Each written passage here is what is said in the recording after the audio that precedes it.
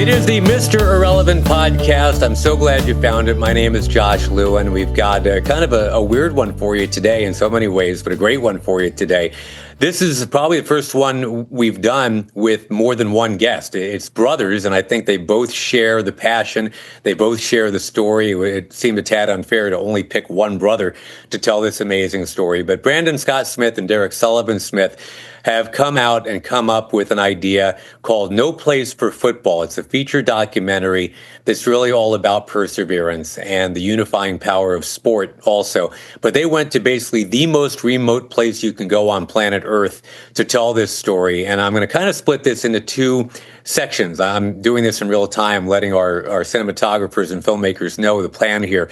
To me, the story of perseverance is twofold. One is these Greenlanders who are playing football, aka soccer, and no one but them really seems to know they're doing it. I mean, this is not anything that anybody would ever really realize is going on.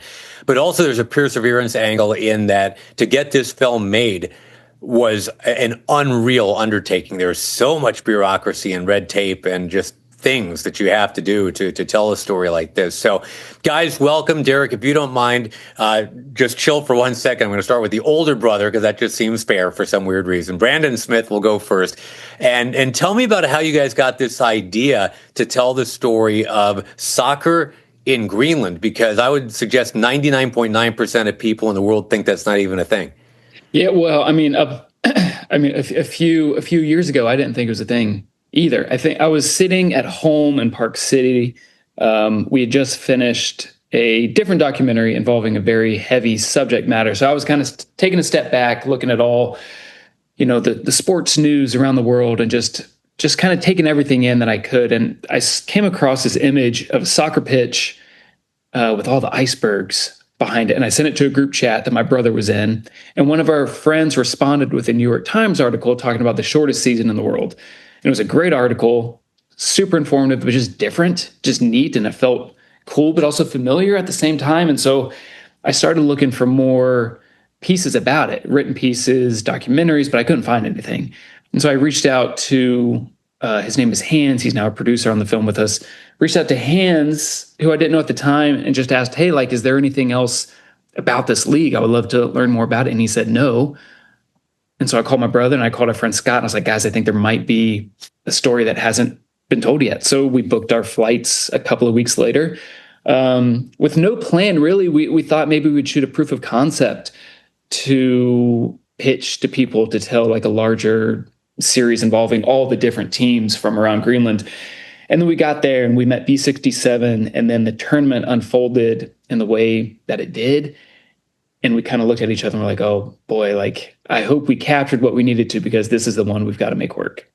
And Derek, I'm going to ask you just the sheer logistics of getting to Nuuk. There are no direct flights, from LA to Nuuk, or certainly from Park City to Nuuk. So how does one go about even getting to Nuuk, Greenland, and investigating where one stays when in Nuuk, Greenland? Yeah, it was complicated at first because when we first went, they didn't have an international airport, and there was only two ports to get to Greenland from the rest of the world, and that's Reykjavik, Iceland, or Copenhagen, Denmark. So in both cases, we had to fly over Greenland, wave down at it, and then keep flying to the port that we had to transfer from. So that first trip we went to, it was Copenhagen. So we flew 5 hours and then back 5 hours to Greenland. And I think in total, because of delays, and just transfers, I think it took 28 hours to get there.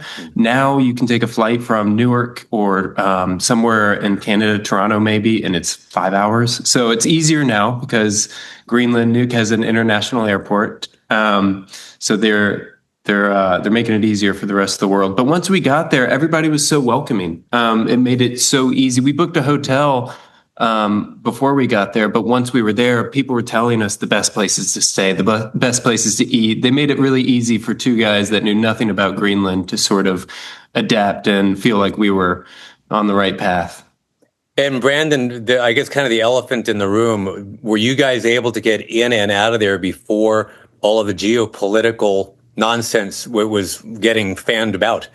Totally. Totally. I mean, that all kind of started picking up once the film had completed. We had to make sure that everyone over there knew, which side of the line we stood on, and that we were supporting them, which we do 100%. And so, yeah, it's crazy now what's going on. And there was a time when, excuse me, we wanted to make this documentary because it felt like a fun sports film to tell. And we finished, and we're like, this will be cool to put out into the world, but we weren't sure if there was a real purpose for it other than enjoyment. And then Greenland entered the news for all of the wrong reasons. And suddenly we felt like it was kind of our duty or our job to get the film into the world so that people could get a feeling of this place through the people who live there. So it did become very important to us. And Derek, I'll ask you, give me a sense of Greenlanders. I mean, you've been there and you've met them, and I know not all people are the same in every country, obviously. We're a great example of that in the United States. I won't get into the politics of divisiveness, but obviously it's a thing.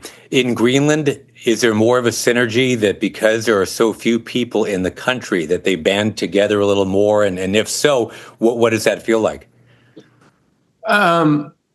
Yes, there is. And for lack of a better cliche, for a couple foreigners that went over there, it feels a little bit like home because of how welcoming they are and how prideful they are. They want to show off their beautiful culture and the beautiful people. And we got a sense of that as soon as we got there. It's a place that you don't want to leave, because it's the people that bring you there. It's the people that keep you there. And that's something that Brandon and I wanted to show in this documentary. It was to sort of give you a preview of the experience we had through the lens that we were shooting behind. So it's a little off the beaten path, but once you're there, it's hard to leave. It really is. And that's credit to the people and the beautiful culture. So. And if I could just say, we haven't lost touch with any of them over there. Mm-hmm. I think when we left, Patrick and Nadia, kind of took us aside and they're like, come back anytime, you guys are family now. And it really, truly felt that way with not just them, but everyone we connected with while over there. So very, very special place, very special people. This podcast is specifically kind of about the underdog spirit, guys. And I would think that if you are a football player, soccer player that is, in Greenland, you have to be cast as the ultimate underdog, because there's only a few weeks, if that, where you can go play the sport outdoors. The rest of the time it's got to be indoors. So to get out and quote unquote run around and show your skill, you've got a very finite window in which to do that. So Brandon, let me go right back to you. Who are the underdogs that we'll meet in this film? And do they have any chance whatsoever to make football/soccer a professional thing, or are they always going to be hairdressers and shopkeepers first, and then this is just something else to do? That's a good question. Just about a year ago, they were trying to join CONCACAF, and I think that was their way onto the global stage. They were rejected without given reason. But I think, it's understood that until they have the right facilities, that will probably remain to be the case. They have turf fields, which are incredible. They have the skills. They have a national team. They're playing in Italy. Or I guess, by the time this comes out, they will have played in Italy already. They play international all the time. They play futsal in the months where they're not playing football. So there is still hope. There's a line in the movie where Patrick says, we're going to keep pushing. We're going to keep trying until we make the impossible possible. And I think that's the view they have on playing football at a professional level on the global stage. They just have to keep going until some clicks, and it will. I think they all know it will. We have a good feeling that it will, and so we're just keeping our fingers crossed. Is there a little bit of and I'm not sure how you guys pitched this, Derek, to the masses that needed to fund it and wanted it, but is there a little bit of kind of like a Jamaican bobsled team element to this? The whole cool running is like, well, this makes no sense. I mean, they can't have bobsleds in Jamaica. They can't have soccer in the tundra, right? I mean, so is that part of the hook of all this? I can't tell you how many times, Brandon, I made that comparison. We kept making the Cool Runnings comparison because it did feel like that. A little opposite, being that we were in a cold place, playing a warm sport. But it was very much that. And there's a character in the documentary. His name's Jimmy. He's the head of B67, and he runs an auto shop. He sells cars, and he made a comment that was, people laugh when we say I sell cars in Greenland because Greenland doesn't have roads. And there aren't roads connecting towns, but there are, there are roads in the towns. And his comparison was the percentage of cars they sell in a year compared to somewhere like Italy or Portugal is like a fraction of a percentage. But at the same time, it's a way of life for them, and they still operate in the sense that they sell cars, they play football. It's an underdog story, certainly, but for them it's a matter of perspective. And Brandon, what are some of the other, and I'm sure we'll meet them all in the documentary, but because this is such an aspiration and almost a fantasy, to play soccer and get rewarded for it, and it's not just exercise, but you actually might win a trophy, you might get some validation, somebody might notice you and want to put you on a professional team somewhere or train you for a professional team. Is there an element of that where a couple of these guys really kind of buy into that vision and they're really chasing it hard?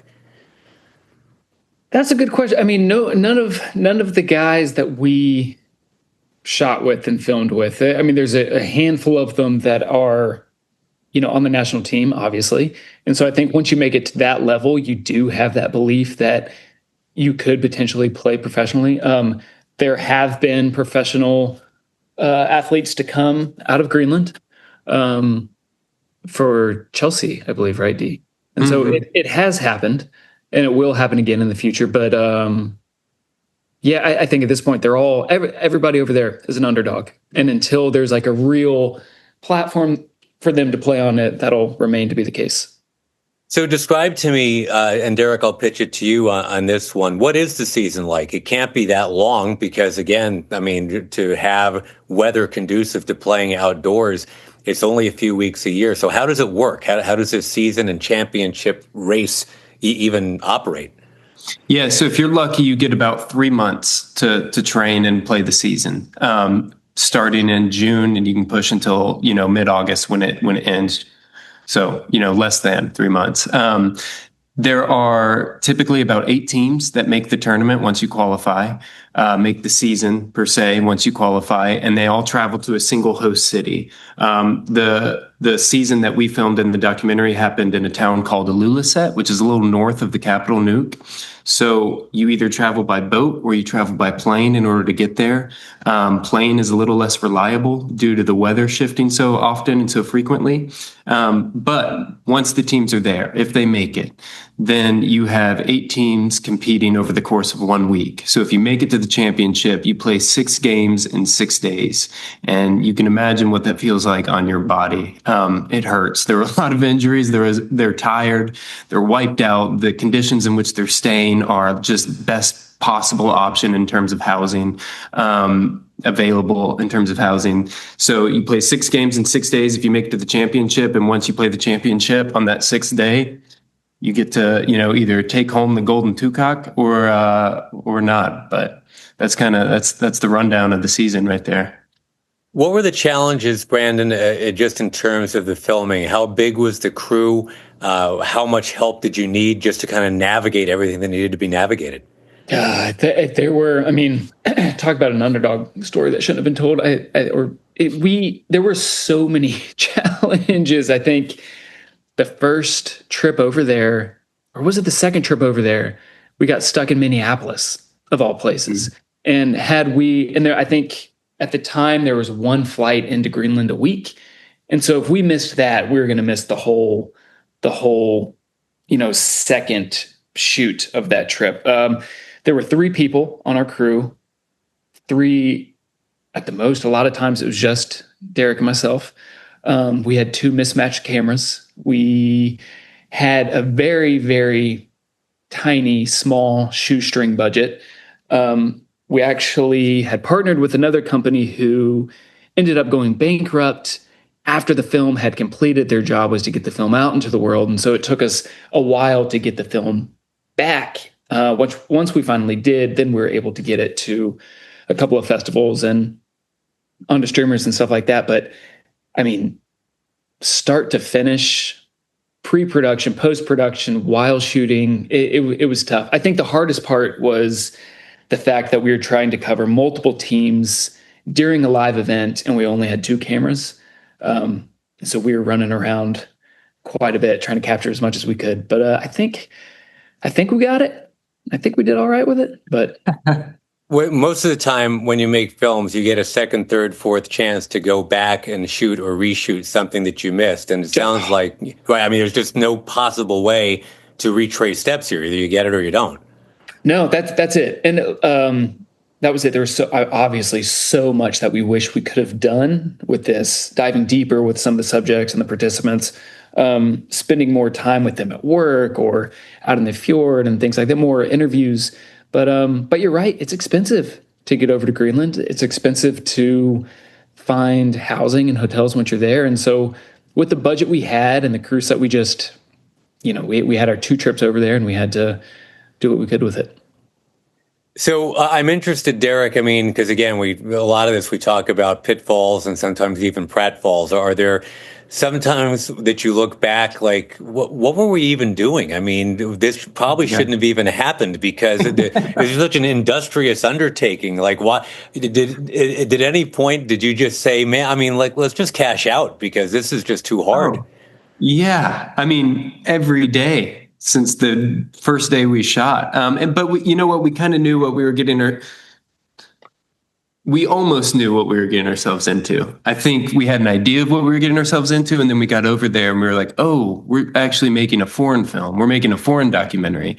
We don't understand this language. We don't speak this language. So this is, there was an obstacle after obstacle. But I think what happened, and Brand, you jump in if I'm missing something here, but I think what happened was we saw how much the people of Greenland cared about it. We saw how welcoming they were and how much they loved the sport that they were playing, that suddenly Brand and I felt this weight on our shoulders where we were like, oh, it doesn't matter what obstacles we run into. We have got to get this thing out. There were plenty of moments when I probably, tried to hide in a dark corner so that Brand couldn't see me in post-production. But, there was perseverance on every side of this. And we got there. The biggest challenge, or one of the biggest challenges, was transcribing Greenlandic. It's not in all the services that you can use for transcription. So we had to use a lot of people with boots on the ground, locals to Greenland, to help translate that for us. So there were plenty of obstacles and hardships along the way, but I think we got there. Yeah, no, and it's so cool that it actually got made and it turned out as great as it did. And, kind of along that thread, Brandon, I'll pitch it to you just to talk about others that maybe, I mean, in Derek's mind, he's already kind of explained, okay, there's some self-doubt here and there. Was it directed from other people, whether it be in Greenland, from your financiers, where you had to kind of reconvince some people, like, okay, I mean, this is going to work. We're going to make it work. I don't think so. I think there were a lot of potential financiers that didn't pitch in, that we, I don't know, maybe could have tried to convince a little more. But I think overall, I think the small group who did believe in us, who we did partner with for a period of time, the participants in the film, Derek and myself, Scott, our producing partner, I think we all thought it could happen, and we knew it could happen. So I think that was just the extra, I guess you could say, motivation we needed to kind of carry us through each day and each week and each month and each year, really, until we finally got to the finish line. So no, I don't think there was any doubt, because it's a cool story. Like when you see it in the New York Times article, it's like, man, this is awesome. Like, football really brings the world together in a way that, people, I think there was a few people now have told us, when trying to get this onto other platforms, have said, oh no, like the story is too niche. And which it is, because it's about a very small community in a very isolated island. But at the same time, it's about football and community, and I think that is the most relatable thing in the world, really. So when you ask about like who did we have to convince to get this thing done, I think it was really just the platforms who believe that people would see the story, and that starts with us. That starts with getting the film done and getting the film out there, and yeah. And Derek, before we leave this particular channel, so to speak, of this topic, why do you think soccer, football, unifies in Greenland? I mean, I understand in most of Europe, I understand even in pockets of the U.S., but it seems like such a random thing to unify the Greenlandic people, because you can't play it outdoors that much. I mean, in my mind, it's like, shouldn't they have picked something else? Why did they pick soccer and fasten in on it, do you think? I don't know. I don't want to dive too deep into the Greenlandic culture, but I believe it was Danish influence that brought the sport over. When Denmark and Greenland came together, I believe that was the influence, and it happened quick because it is the most popular sport in Greenland. 10% of the population play organized football, and that number is growing. So. However they fell in love with it, whether they're playing on, a floating iceberg or a turf field in Nuuk, they're figuring it out, persevering and enjoying the sport that they love. When you talk to a lot of these participants, Brandon, what did you find was their unifying force in terms of wanting to be part of soccer? Do they watch YouTube? Do they have favorite players? Do they watch the Premier League? Do they even get the Premier League on their television system over there? How do they consume soccer over there? Yeah, well, they do. The second time we went over there, Jimmy, the head of B67, had the whole team over watching the Premier League final, and that was our first day back. So we were a little jet lagged and tired, but it was it was neat to watch that with them and see how much they cared about leagues outside of their own. And then, I think it's just a sport. I think we have all found those bonds over, whether it's American football or soccer or basketball. I think there's something special about those organizations and sports communities that really bring people together. And I'm sure there are, people from all walks of life in Nuuk as well. Yet they still have that pitch to go back to every evening, or the gym for futsal, or just the game of football altogether. That just really brings them close. And on a team like B67, Derek, I'll ask you, do the guys on the team, is it really kind of one of those band of brothers things where they have to uplift each other just because there's not a community of thousands of people where they can draw from, right? Is it kind of like they just kind of draw inspiration from each other? Yeah, absolutely. I mean, B67 and the other clubs as well, it is very much, because they're not getting paid to play. So it is very much a family, in the sense that you have to rely on each other, that accountability to be there to support each other on the pitch, whether it be practice or the games, the matches themselves. You see in the documentary, there are times when players can't make it to training because of work. They don't get paid to play. They have to support themselves, their families, and their travel to the tournament. So relying on each other to support one another and holding each other accountable is a big thing. And it does, I think, with that, naturally become a family. We saw that, we witnessed that firsthand, and it was something that translates to, they're doing this for the love of the game. And because of that, they grow stronger together. One of the things that, when I watch the trailer and just kind of dig into the story, that really hits me, and you mentioned it, Derek, it feels almost like a musical band, a bunch of guys that just, they really dig music. So their day job might be an accountant or whatever, but, and then if you're late for practice and you're the drummer, it's kind of a big deal, because the whole rest of the band can't play. So is there pressure on, for example, the goalie? If he doesn't show up, that's it. There is no practice. Or is it, does it kind of go that way a little bit, Brandon, when you look at the dynamics of it? Yeah, I think somebody's missing practice every day, but they will have their subs. They've got their bench.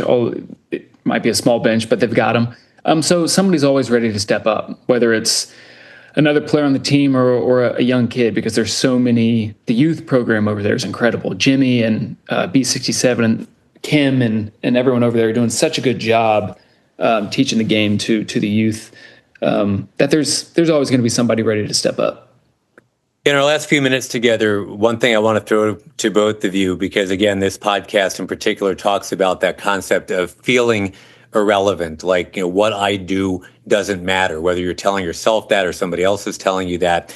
I'm just thinking in general, in the Greenland culture, are they insular enough? And again, I don't want to speak that broadly. When I say they, I don't mean every single person as a collective, but is there a sense that, look, we're out here on our own. We know where we live. We know that we're not interacting with a lot of other people that don't feel like us, look like us, have the experiences that we have. So this is our tribe. This is our thing. And do you look for validation just from yourself a little more at that point because you're not worried about what other people, other cultures are thinking? Or Derek, I'll ask you, how do you think that goes just from a sociological or psychological standpoint? Coming from growing up in North Carolina and then moving to Los Angeles, I've sort of always been around, crowds are easy to get to places. I think in Greenland it might, in a sense, make you stronger mentally, psychologically speaking, because you don't rely on that easy escape. You're there's a sense of pride in terms of where you come from and the people you have around you, and pride and support. And so I think psychologically it can actually be beneficial in a lot of ways. I can't speak for them. Maybe they're better to ask that question and answer. But from the outsider's perspective, witnessing it, I thought, okay, this place builds community in a way that, it doesn't back home.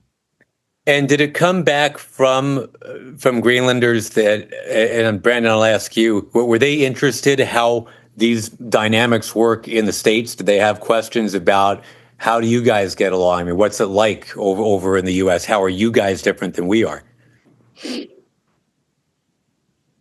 No, not really. I don't think. Let me think. Do you have something off the top of your mind?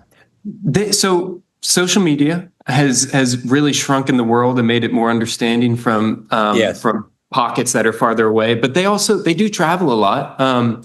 They're able to, get out into the world. It takes longer, certainly, but they travel. A few of them have been to the U.S. One of the players was at Disney last year. I remember seeing his story on Instagram, and I was like, why didn't you tell us? Even though it's on the other side of the country.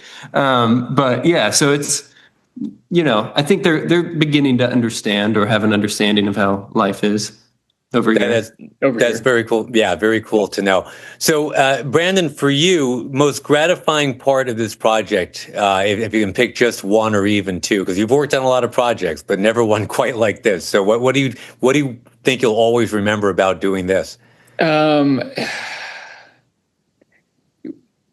Just the fact that it happened. I think,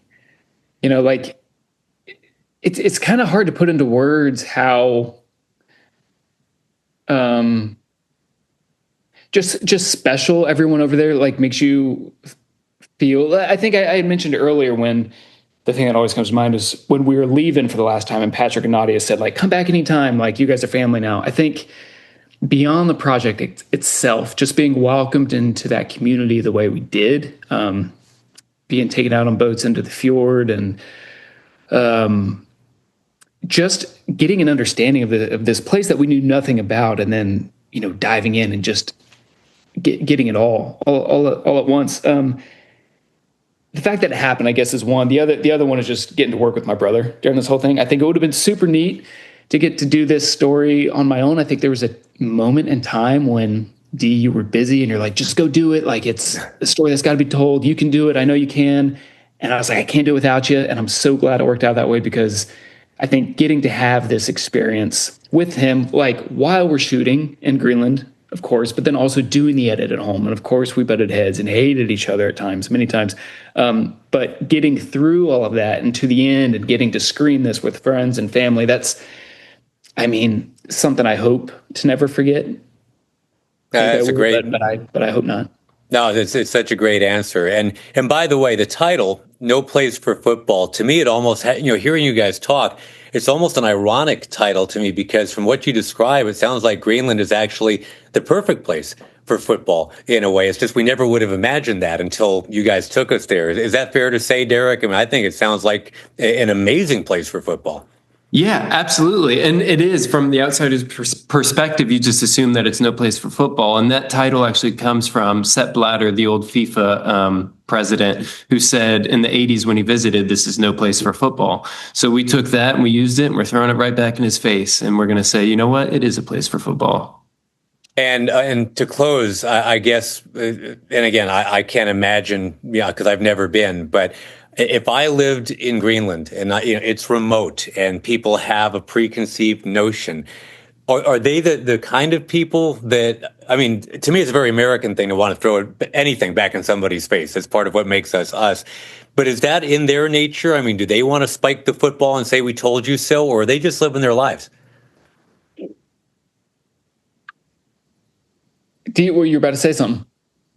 You know what? I think they're living their lives, and by doing so the way they know how to, it is being thrown back in people's face. They're not trying to prove something. They're just doing it. And that in itself is, I don't know, that's a stand-up way to go about it, in my opinion. Yeah, it seems to me, and Brandon, feel free to correct me if I'm wrong, because you were there and I was not, but right, you live your life. You do you just let things happen and let the chips fall, and however people judge it, that's up to them. That's a good life lesson, isn't it? So if we can learn anything from this whole experience, trip, documentary, storytelling, I think that might be it. That really might be it.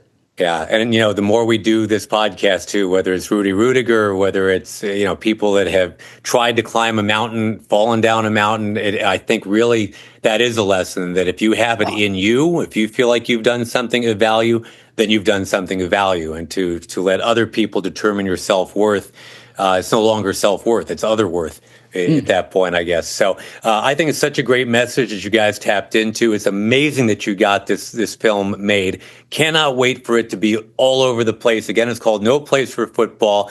Brandon Smith and Derek Smith, congratulations, guys. Thank you both so much for joining us. Really appreciate it. Oh, thank you for having us. This is great talking to you. Thank you, fellas, so much. Just a quick reminder for everybody listening, it is called the Mr. Irrelevant Podcast. If you like it, please tell your friends about it. And for Brandon and for Derek, I'm Josh. Take care. Peace out. Be good to each other. Bye-bye.